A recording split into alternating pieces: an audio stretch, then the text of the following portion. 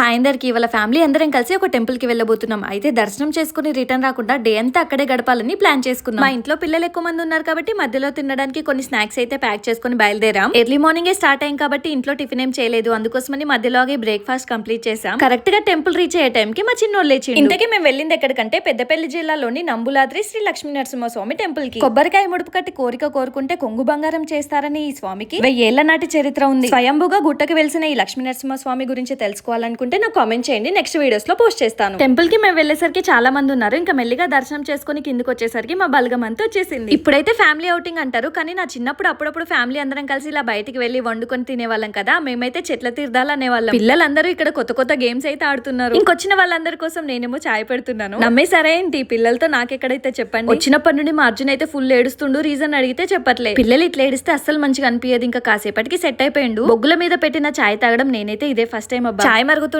చూడనికి చాలా టెంప్టింగ్ అనిపించింది, కానీ సగం పొంగిపోయింది. మళ్ళీ పెడదామంటే పాలు కూడా లేకపోయాయి. సరే పోనీలేండి అని చెప్పేసి ఇంకా వంటలు అయితే స్టార్ట్ చేశారు. దొరికింది ఛాన్స్ అని మా చిన్నోడైతే మంచిగా ఆడుతుండు మట్టిలో. తర్వాత ఎక్కడ వాళ్ళు ఎక్కడే సెట్ అయిపోయిండ్రు. కొంతమంది ఏమో గుళ్ళో, కొంతమంది ఏమో వంటలు చేసుకుంటూ, కొంతమంది ఏమో గేమ్స్ ఆడుకుంటూ. చూసేలోపు 2-3 గంటలు ఈజీగా గడిచిపోయినాయి. ఇంకా తినే టైం అయిందని అందరం తినేసాం. ఏంటి అయిపోయినాక మా అర్జున్ చెప్తుండే ఏడ్చింది కూల్ డ్రింక్ కోసం. ఏ మాట కామాట పిల్లలకి మాటలు వచ్చేదాకా ఇబ్బంది. మరొక బ్లాగ్ తో మళ్ళీ కలుద్దాం. ఆ లోపు వీడియో నచ్చితే లైక్ చేయడం మర్చిపోకండి మరి. Thank you.